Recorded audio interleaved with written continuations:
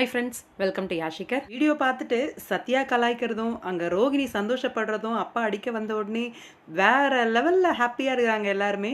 நம்ம முத்துவுக்கு ஒரு தப்பாக நடக்குது அப்படின்ன உடனே. ஆனால் இந்த இடத்துல அப்பாவே வந்து தவறாக தான் புரிஞ்சிட்டு இருக்காரு.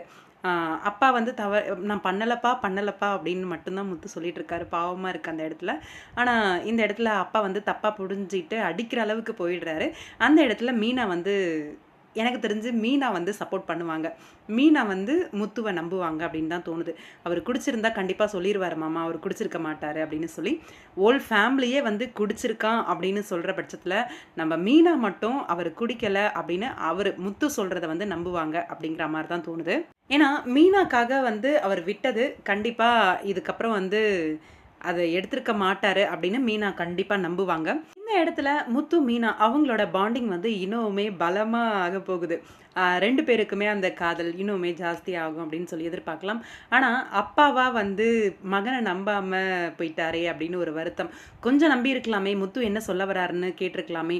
ஏன்னா முத்து பொய் சொல்ல மாட்டாரு அப்படின்னு தெரிஞ்சு எப்படி அதை வந்து அப்பா வந்து அதை நம்பாம விட்டுட்டாங்க அப்படின்னு தெரியல. அதுவும் அப்பா கிட்ட எந்த ஒரு காரணத்துக்காகவும் பொய் சொல்ல மாட்டாரு. ஒரு விஷயத்த தெரிஞ்சுட்டு கேட்டாங்க அப்படின்னா, கண்டிப்பா உண்மை மட்டும் தான் சொல்லுவாரு. அதை ஏன் அண்ணாமலை அப்பா வந்து மிஸ் பண்ணிட்டாரு அப்படின்னு தெரியல. அப்கமிங் ஷூட்டிங் லொகேஷன்லேருந்து ஒரு சில பிக்ஸ் எல்லாம் நான் வந்து மீனா ஷேர் பண்ணியிருந்தாங்க. அந்த ஷூட்டிங் லொகேஷன் பார்த்தீங்கன்னா புதுசா இருக்கு. ஆனா மீனாவோட கெட்டப்ல தான் இருக்காங்க. அந்த தாலி, அவங்களோட ட்ரெஸ்ஸிங்ஸ் எல்லாமே. ஆனா அந்த ஷூட்டிங் லொகேஷன் புதுசா இருக்கிறத பார்க்கும்போது, அப்கமிங்ல நம்ம மீனா வந்து எங்க போறாங்க? அது என்ன வீடு புதுசா இருக்கே! அப்படிங்கிற மாரி தோணுது. மேபி ஸ்ருதியோட வீட்டுக்கு போயிருப்பாங்களோ! அவங்க அப்பா தான் இந்த வேலைய செஞ்சாரு அப்படின்னு உண்மை ஏதாவது தெரிய வந்து, அதனால அவர்கிட்ட பேசுறதுக்கு, திட்டுறதுக்கு அந்த மாரி எதுக்காவது போனாங்களா அப்படின்னு தெரியல. ஆனா அந்த ஷூட்டிங் லொகேஷன் பார்க்கறதுக்கு டிஃப்ரெண்ட்டா இருக்கு. உங்களுக்கு என்ன தோணுது அந்த ஷூட்டிங் லொகேஷன் பார்க்கறதுக்கு? கமெண்ட் பாக்ஸ்ல சொல்லுங்க.